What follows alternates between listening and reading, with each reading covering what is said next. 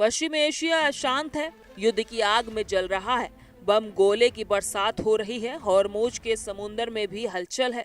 दुश्मनी ईरान और अमेरिका में है, खामियाजा पूरी दुनिया को भुगतना पड़ रहा है। ओमान की खाड़ी में अटैक पर अटैक हो रहे हैं। हॉर्मुज में अमेरिका ने भारतीय नाविक वाले टैंकर पर अटैक किया। भारतीय नाविक वाले जहाजों पर अमेरिकी अटैक में 3 भारतीय की मौत हो गई। अमेरिका और ईरान अब ब्लेम गेम में मशगूल है। ये बात साफ है कि अमेरिकी नौसेना ने ही अटैक किया है। अब भारत गुस्से में है। अमेरिका इस गलती को भाप चुका है। तब भी डोनाल्ड ट्रंप भारत को बरगलाने की कोशिश कर रहे हैं।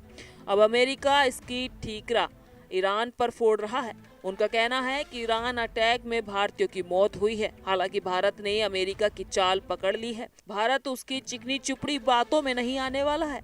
भारत का स्टैंड क्लियर एंड लाउड है कि अमेरिका ने ही अटैक किया है। अमेरिका अटैक में ही हमारे 3 नाविकों की मौत हुई है। 3 भारतीय नाविकों की मौत पर अमेरिका खूब बरगलाने की कोशिश में लगा हुआ है। अमेरिकी राष्ट्रपति डोनाल्ड ट्रंप ने ईरान पर हॉर्मुज जलडमरू मध्य से गुजर रहे भारतीय जहाजों पर ड्रोन हमला करने की कोशिश कर आरोप लगाया कि डोनाल्ड ट्रंप ने दावा किया कि ईरान ने इन जहाजों पर ड्रोन अटैक किया जिन पर भारतीय नाविक सवार थे। मगर न केवल ईरान ने अमेरिकी दावों की पोल खोल दी, बल्कि भारत भी उसकी चाल को समझ गया। पहले तो भारत ने अपने सोर्स से कंफर्म किया कि किसने अटैक किया है और कितने भारतीयों की मौत हुई। 3 भारतीयों की मौत होने के बाद भारत ने अमेरिका को खरी खरी सुनाई।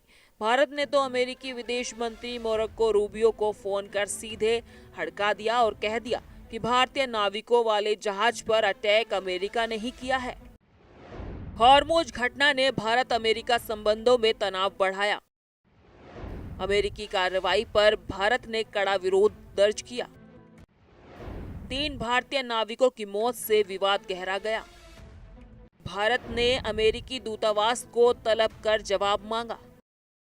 इस पूरे घटनाक्रम ने पश्चिम एशिया में पहले से मौजूद तनाव को और अधिक जटिल बना दिया है, क्योंकि हॉर्मुज स्ट्रेट वैश्विक तेल और व्यापार का एक अत्यंत संवेदनशील मार्ग माना जाता है और यहाँ किसी भी प्रकार की सैन्य कार्रवाई सीधे अंतर्राष्ट्रीय आपूर्ति श्रृंखला पर असर डालती है। वहीं भारत के लिए ये मुद्दा इसीलिए और महत्वपूर्ण हो जाता है क्योंकि बड़ी संख्या में भारतीय नाविक इन अंतर्राष्ट्रीय जलमार्गों पर काम करते हैं और उनकी सुरक्षा भारत की विदेश नीति की प्राथमिकताओं में शामिल है। भारत सरकार ने इस मामले में सिर्फ कूटनीतिक विरोध ही नहीं जताया है, बल्कि अमेरिकी प्रशासन से सीधे तौर पर यह भी स्पष्ट किया है कि ऐसे में किसी भी सैन्य ऑपरेशन को जिसने नागरिक जहाजों या वाणिज्यिक क्रूज को नुकसान पहुंचे, अंतर्राष्ट्रीय कानूनों के तहत गंभीरता से देखा जाएगा।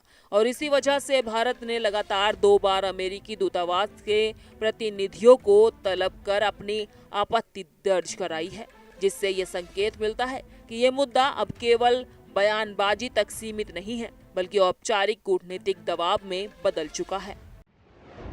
हॉर्मुज स्ट्रेट में घटना पर भारत ने सवाल उठाए। अमेरिकी कार्रवाई में भारतीय नाविकों की मौत का मामला। भारत ने कूटनीतिक स्तर पर सख्त विरोध दर्ज किया। अमेरिकी दूतावास को दिल्ली में तलब किया गया। इस पूरे घटनाक्रम में सबसे बड़ा सवाल यही उठ रहा है कि क्या अंतर्राष्ट्रीय जलमार्गों में सैन्य कार्रवाई के दौरान नागरिक सुरक्षा को पर्याप्त प्राथमिकता दी जा रही है या नहीं, क्योंकि भारत लगातार ये कहता आ रहा है कि वैश्विक समुद्री मार्गों को सुरक्षित और निष्पक्ष रखना सभी देशों की जिम्मेदारी है और ऐसे में किसी भी कार्रवाई का असर केवल एक देश तक सीमित नहीं रहता, बल्कि उसका प्रभाव पूरे वैश्विक अर्थव्यवस्था और ऊर्जा सुरक्षा पर पड़ता है। इस मामले ने भारत और अमेरिका के बीच एक नई कूटनीतिक चुनौती खड़ी कर दी है, जहां एक तरफ सुरक्षा और सैन्य रणनीति का मुद्दा है तो दूसरी तरफ नागरिक की जान और अंतर्राष्ट्रीय समुद्री कानूनों का सवाल है।